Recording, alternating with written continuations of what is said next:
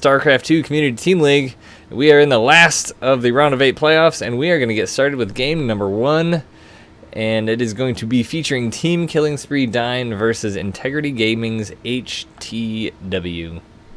That's right, HTW. You can find him on Twitter, twitter.com/HTWHTW. And he's been playing competitively since he fell in love with Brood War in his early teenage years. He's got a passion for competitive real-time strategy games, and that passion has garnered him the achievement of Grandmastered after a decade of playing this game. He's proven himself to be an extremely competent player, and he's only going to continue to improve, hopefully while he sticks around on Integrity Gaming. Sounds good. Just changing me a setting here real quick. And with that, let's jump right on into the game. What do you say? Yeah, I think that's a great idea. So, game number 1, featuring the green Terran in the upper left-hand corner of Galaxy Blood Mist. It is Team Killing Spree's Dine.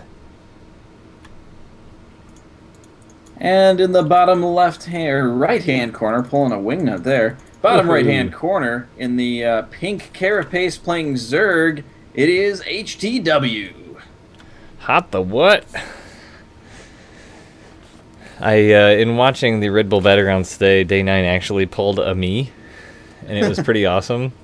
And he stopped himself and said a whole spiel about direction dyslexia, and I felt much better about myself. Validated?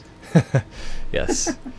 Yes. You know, I've got to say that I think that Integrity Gaming has the most Canadian logo that I've ever seen. It's a moose, and its antlers almost look like he's wearing a Mountie hat. Yep. I mean, come on. It doesn't get any more Canadian than that, does it? Nope. The moose definitely exists in the Canada land, but this is probably one of the smaller maps of the map pool. We have, you know, as well, something that was, I'm going to talk a lot about Red Bull today. Something that was being talked about a lot during Red Bull, that there are so many large maps right now, and jokes are being made about how several maps could fit on the footprint of some of the maps we have in the current map pools. And this one is actually one of the smaller ones, which is kind of cool because it opens it up to a few different type of play styles. But it looks like we're going to have a gas here with a barracks for Dines. We're going to be seeing some Reapers. How many we see is yet up to be determined, but pretty darn relatively quick pool here, or shall we say safe pool out of HTW. I keep wanting to call them fun names where words start with HT and W. Yeah, so that hatchery is going down, and as you said, that is a fairly safe one, getting that spawning pool first. He did pull out a drone very quickly to check that expanse off the creep to see if there were any shenanigans happening there, if a SCV had snuck in and was building something he didn't want to see. But yeah, I mean, as you said, if people have been watching StarCraft today, there's been a lot of Terran versus Zerg happening. I gotta say that the Zerg play that we saw today was top-notch, and I'm really excited to see some other builds and see what SC2CTL has to add to the table there. Yeah, honestly, I feel like, you know, and Scarlet's play is just fantastic, but I feel like Terran has been really focusing on that sort of bio-mine play against Zerg lately, and I feel like Zerg has sort of gotten the number of that with the more Ling-heavy, Baneling-heavy, layer tech-heavy play that we've seen lately out of them. So Dine's got this Reaper coming in. It did kind of poke around, didn't really take any shots, is now taking a few pot shots at that hatchery. Queen is moved up there. Oh, it looks like there's some drones that were getting moved down there. Or, yeah. Yeah, this is really cool here. We're going to see a 3 Reaper opening here out of Dine, which is pretty strong, and it's going to keep HTW really honest here. But 1 Reaper is just actually kind of hanging out, not doing anything. 2 Reapers are. All right. I mean, yeah, so Dine is just kind of playing fairly relaxed at the moment, not trying to heavily pressure his opponent. So everything I said, forget it. It's just kind of hanging out, going to be scouting around, not doing a whole lot. He is sending a 2nd Reaper down now. 3rd one is still just kind of watching the front here as the command center and supply depot are going down. Overlord in the middle does see the 2nd Reaper, so he's going to know it's on the way. But there is a Queen here out front, so he should be relatively safe. But if he micros really good here, you can maybe get a couple of drone kills, especially with these transferred drones. These 3 Queens are here now, however, and I was going to say that he was kind of going light on Queens, but he was able to get that 3rd one out and then created a 4th. It looks like a fifth is in production now too. So lots of queens going to be. I was going to say he was going light gas, but there's the gas coming in. But the Reapers are in the back of the main base. Did get a drone kill there. This heavy queen play is actually really cool, and I've actually been fascinated with it lately because Scarlet has done it a lot. And it's been working out really well, especially against it. It's basically keeping these early aggression-y things down really easy without getting a ton of units and without using your larva and without getting any gas, which is really neat. The different plays that opens up. Oh, and the Reapers come in and snipe that creep tumor. That's going to delay a little bit of creep here. And also, it does sort of just burst that creep out on the map once you get the queens all gathered together to start spreading the creep. And you can make it, especially a map like this, you can make it quite a distance really quick. Yeah, and that creep is so important. I mean, it just gives you so much vision on the map. But Dine is doing this very standard Reaper and Hellion run-in here. Oh, he's going to be able to take out that drone. Yeah, it looks like HW was going for a third base, but now these 3 Reapers going up in the main base. Only one queen here, so if he's lucky, he might be able to get a couple drones, but no, the queen ends up cornering him, and the rest of the queens come trundling around. One Reaper is taken out, and another one barely escapes with its life. But now, it looked like Dine was going to move in with those Hellions. He did poke in, but just got a shot off on that Evo chamber. It seemed like it may have been prudent for him to try and run in with the Reapers, holding off the queen, the majority of the queens, at least in the back of the base. But now they're just going to engage one-on-one, transfuse on that queen. Dine doing a good job of microing these units here, as he hasn't really lost anything, just taking mostly HP damage, and a lot of that being on the Reaper, which is free to heal, so he's going to be in pretty good shape, but these queens are unscathed virtually, as that transfuse is a good ability. Yeah, honestly, you know, just keeping the Reaper and the Hellions out front there, poking away at the queens, even though it wasn't doing a lot of damage, it was really holding up that drone. That drone was like, come on, let me out. It really wanted to make that third base, but now it is under fire here. Those Hellions doing enough damage to be able to force the cancel. I actually don't know if he saw that Banshee there before he canceled that. But he is going to put down a third base at the northernmost expansion here, and the Hellion's going to continue to cause havoc and going to spot that third base right away. So HGW really wanted to get a base down, but just not making a habit. But Roach is on the field now, so that is certainly going to help clean up those Hellions. That cloak is finished, and the Banshee is moving in, trying to keep that third base from doing anything. Spores are going down at the other two bases, and these queens are going to be mostly ineffective unless they want to waste a lot of energy trying to keep that up. So he's going to have to move some spore crawlers or something, or just wait till that Banshee runs out of energy. Which will be any time here now. It is at 15 energy, but he may or not. It looks like he's not going to be able to take out this hatchery, but some drones now coming over. Probably would be more advantageous at this point to shoot at the drones, as an Overseer is here, and that Banshee is going to be so dead. Yep, that is done for, and the Roaches are chasing away the Hellbats that have transformed on the northern side. So that kind of gets that third base up and puts a halt on the aggression. Behind this, Dine is putting down more barracks. Oh wow, yeah, and he totally sees, HEW totally sees that too. Yep, that was definitely seen, but it looks like Roaches is the name of the game, as he's getting a lot of Roach upgrades. He's getting that +2 range now on his +2 upgrade on his ranged units, rather. But looks like a Roach swell, maybe? I mean, he's not getting any other tech at the moment. He could put down a Hydra Den if he chose to, but really just focusing on getting some Roaches out for now.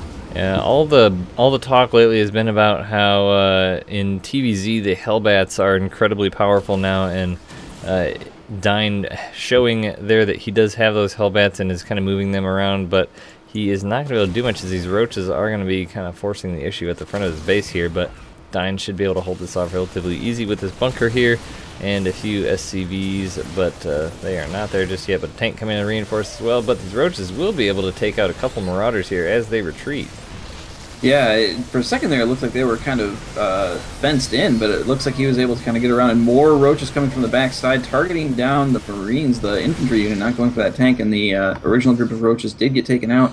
Other Roaches are moving back to regroup north of the third base.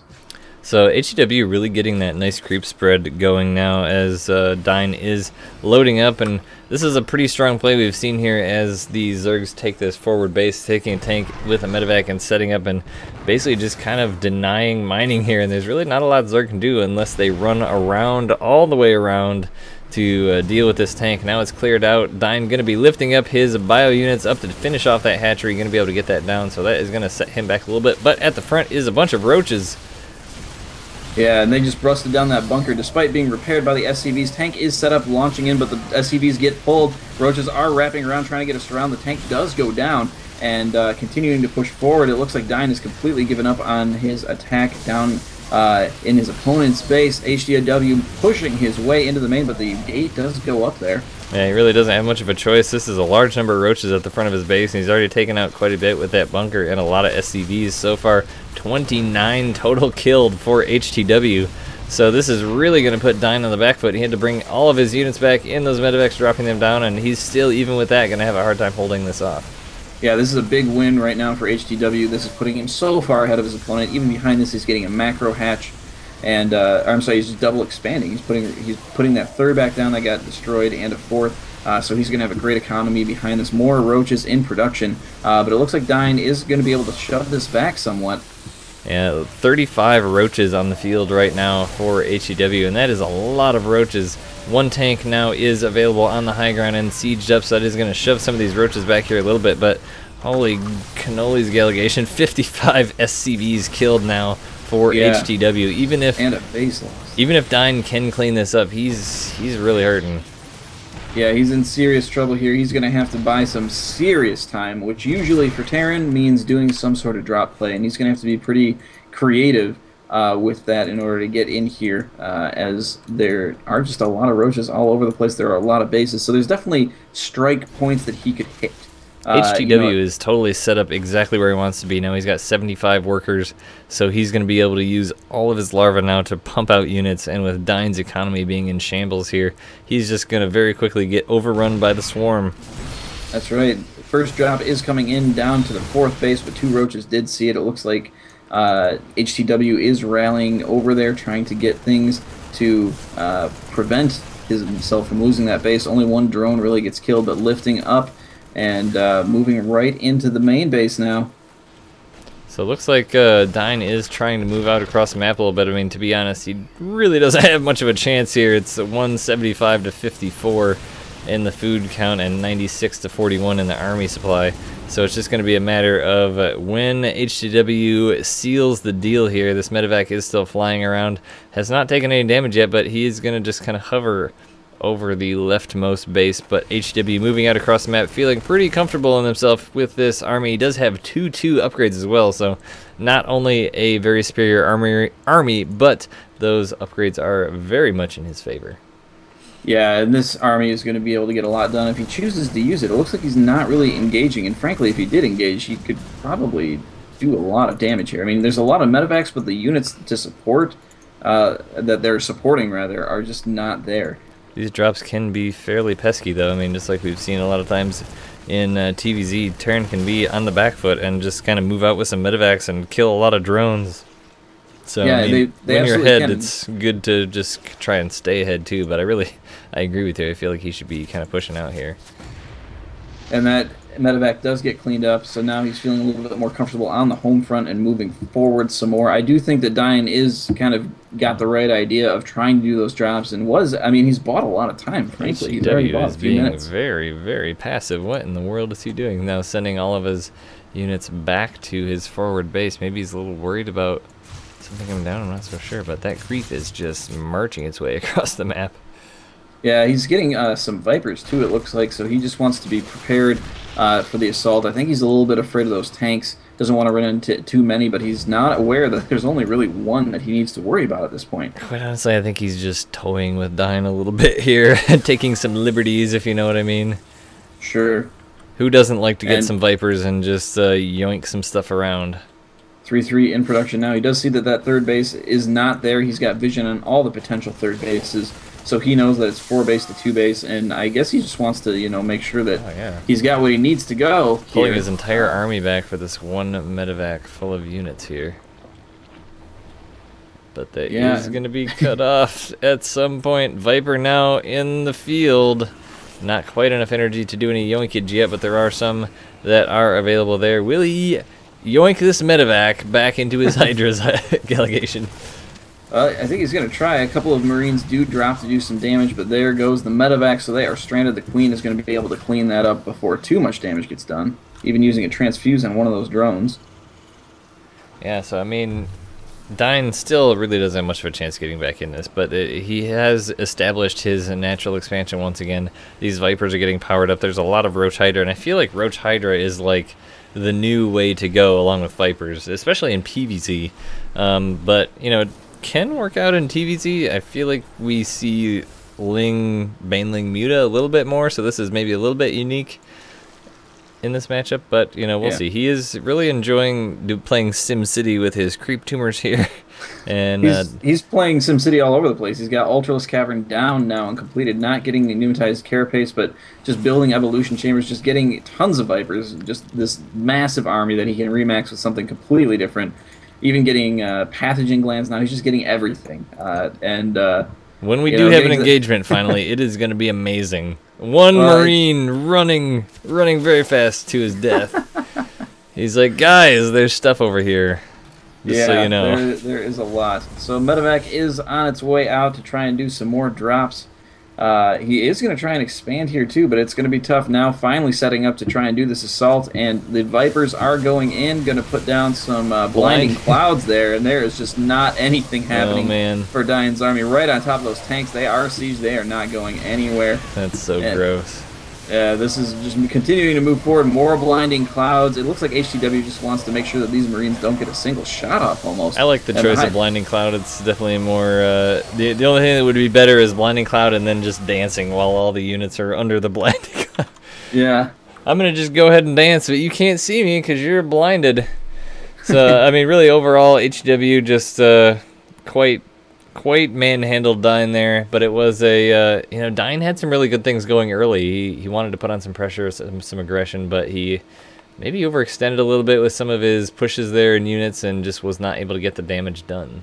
Yeah, absolutely. I mean, that Roach break-in, that was just the end of the game right there, frankly. When you lose 54 SCVs kind of in the middle of the game, you're not at any point in the game, frankly. Losing 54 SCVs is pretty crippling. And so Dine, valiant effort trying to get back into that. Did play with some drop play, but HTW just had the economic powerhouse advantage and was really able to maximize on